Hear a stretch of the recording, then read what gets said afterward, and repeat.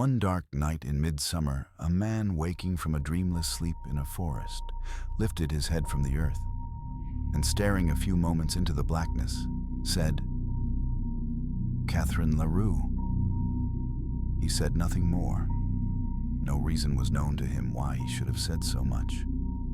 The man was Halpin Frayser. He lived in St. Helena, but where he lives now is uncertain, for he is dead. One who practices sleeping in the woods with nothing under him but the dry leaves and the damp earth, and nothing over him but the branches from which the leaves have fallen, and the sky from which the earth has fallen, cannot hope for great longevity. And Frayser had already attained the age of 32. There are persons in this world, millions of persons, and far and away the best persons, who regard that as a very advanced age. They are the children. To those who view the voyage of life from the port of departure, the bark that has accomplished any considerable distance appears already in close approach to the farther shore. However, it is not certain that Halpin Frayser came to his death by exposure.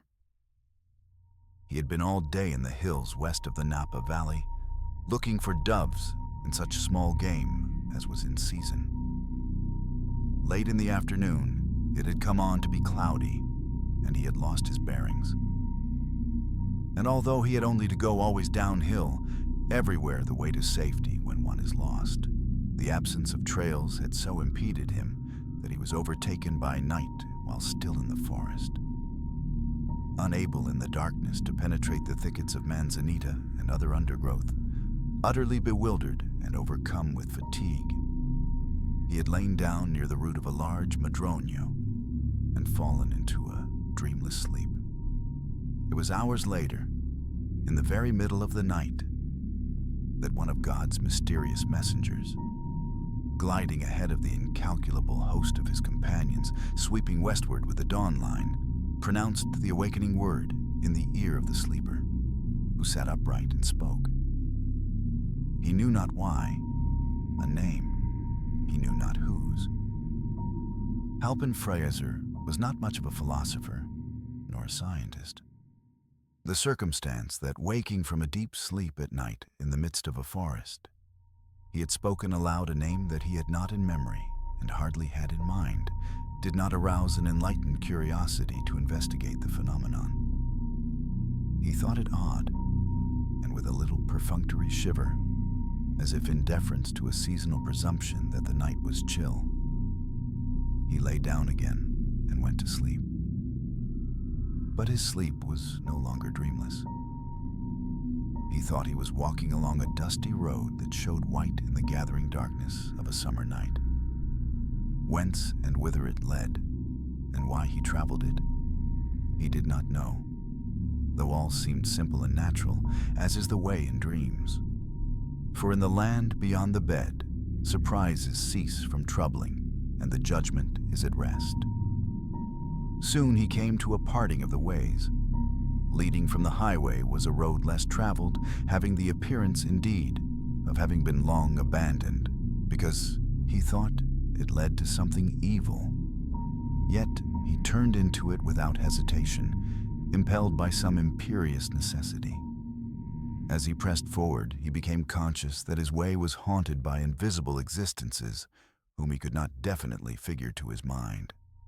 From among the trees on either side, he caught broken and incoherent whispers in a strange tongue, which yet he partly understood. They seemed to him fragmentary utterances of a monstrous conspiracy against his body and soul.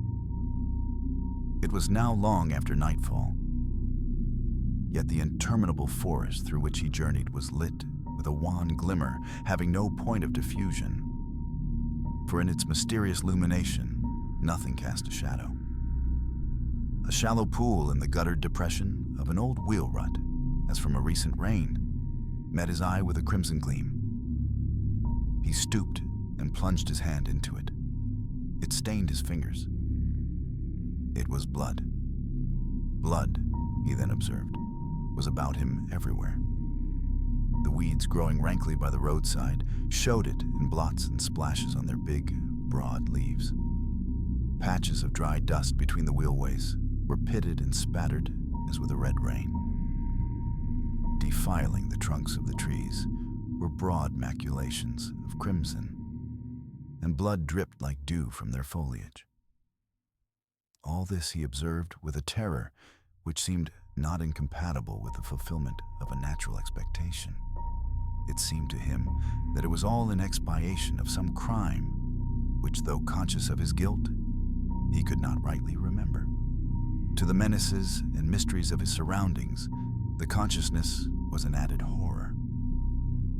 Vainly he sought by tracing life backward in memory to reproduce the moment of his sin. Scenes and incidents came crowding tumultuously into his mind, one picture effacing another, or commingling with it in confusion and obscurity.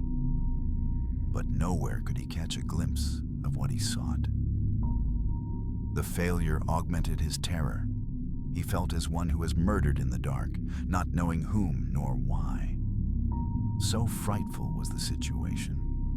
The mysterious light burned with so silent and awful a menace. The noxious plants, the trees that by common consent are invested with a melancholy or baleful character, so openly in his sight conspired against his peace. From overhead and all about came so audible and startling whispers, and the sighs of creatures so obviously not of earth, that he could endure it no longer.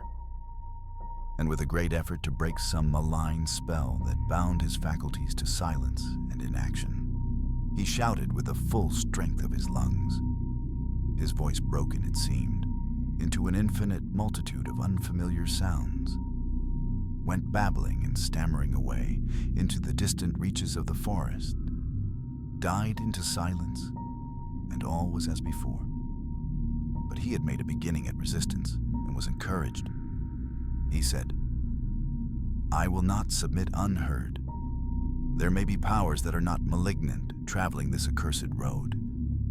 I shall leave them a record and an appeal. I shall relate my wrongs, the persecutions that I endure.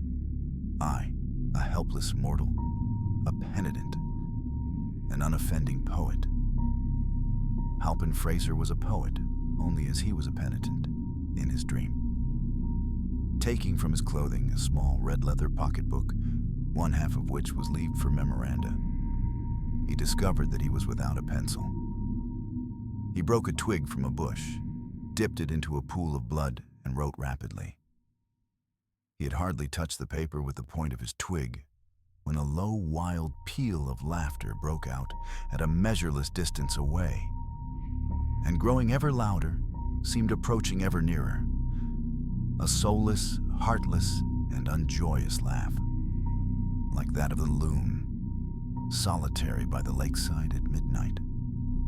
A laugh which culminated in an unearthly shout close at hand, then died away by slow gradations, as if the accursed being that uttered it had withdrawn over the verge of the world whence it had come.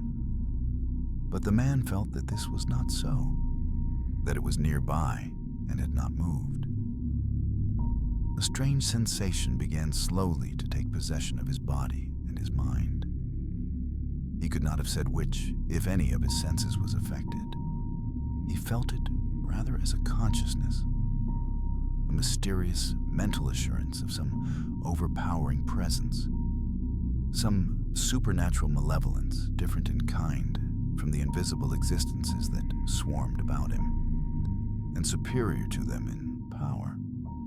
He knew that it had uttered that hideous laugh, and now it seemed to be approaching him. From what direction he did not know, dared not conjecture. All his former fears were forgotten or merged in the gigantic terror that now held him in thrall. Apart from that, he had but one thought: to complete his written appeal to the benign powers who, traversing the haunted wood, might sometime rescue him if he should be denied the blessing of annihilation. He wrote with terrible rapidity, the twig in his fingers rilling blood without renewal. But in the middle of a sentence, his hands denied their service to his will. His arms fell to his sides, the book to the earth, and powerless to move or cry out, he found himself staring into the sharply drawn face and blank, dead eyes of his own mother, standing white and silent in the garments of the grave.